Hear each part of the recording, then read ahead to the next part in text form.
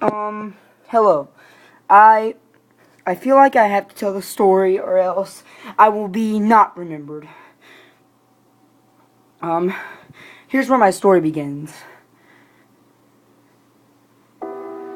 I live in these apartments. Unfortunately, I still live there right now. I don't know if I'm gonna live very much longer. But this is where it all started. I was on my bed. I slept on my couch in my living room. Let me take that back.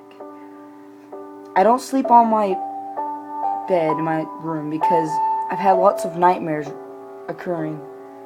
Naturally the same ones. It's all just basically the same thing. A little girl sitting on the side of my bed staring at me.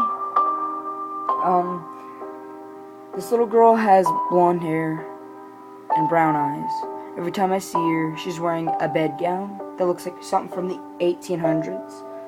But it's gotten worse now. Never mind, I'm getting off track with my story, I'm sorry. So, this particular night, I started hearing bangings on my door from what it sounded like a little girl. It sounded kind of like this. Please, help! Please let me in! Yeah, it was pretty disturbing. I didn't know what to do at first, so I just simply ignored it. This apartment isn't very old, so I don't know any legends about hauntings or anything. So after this, I didn't know what to do, so I told my parents. I told them someone was trying to get in the house, and they didn't believe me. They just discarded it, because as soon as they came up and down the stairs, everything stopped, and it was quiet. Michael, why do you always gotta be such a dummy? My dad said. He rubbed my head. He gave me a noogie after this and went up to his room to lay down. I was 10 at this time, and now it's my 11th birthday, and it's starting to happen again. I don't need to start with this. I need to finish my story before it gets me.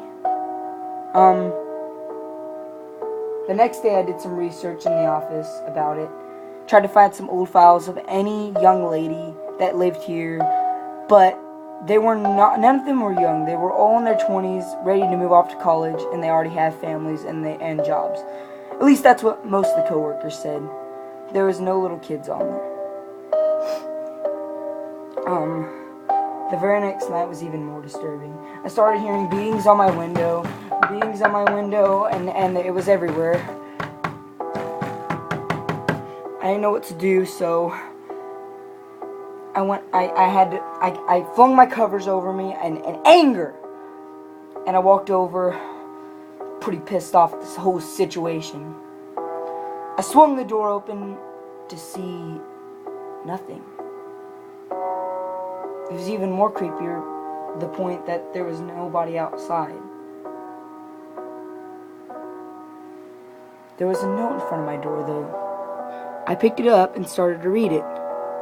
It says, "Leave my territory, or you shall perish with me."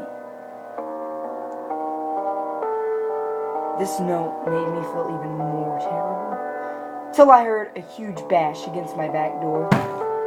I ran to it instantly in anger. I swung the back door open to see an old man.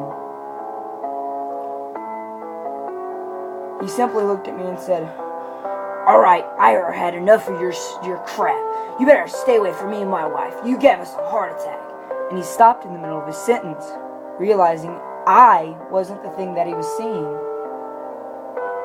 And then he didn't even say anything rude and just simply left.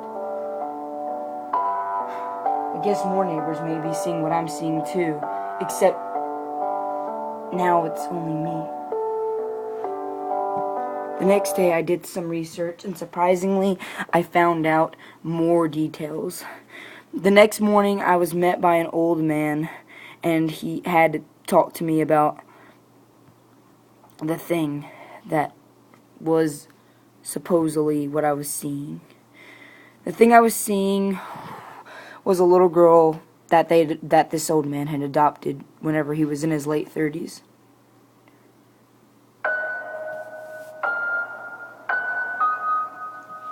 She was a little girl, only 12, the old man said. He continued, "It was whenever I was about 37 when it all happened. Me and my wife were in bed, and whenever we walked in there to see why our daughter was crying, she was floating in the air with tears dripping down her eyes. She was looking very pale. Her body was stretching inhumanly backwards. Her spinal cord immediately snapped, and she fell from the air.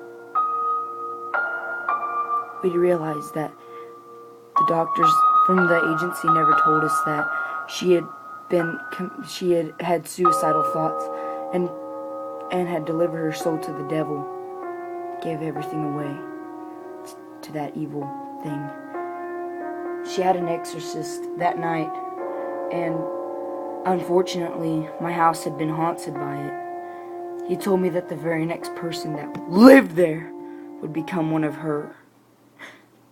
That's why I'm writing this, because now I know she's coming for me. I don't know, but I'm starting to hear the noises again. It started at my back door. I'm hearing them everywhere now. It's everywhere now. Please let me in, please. And now I'm next.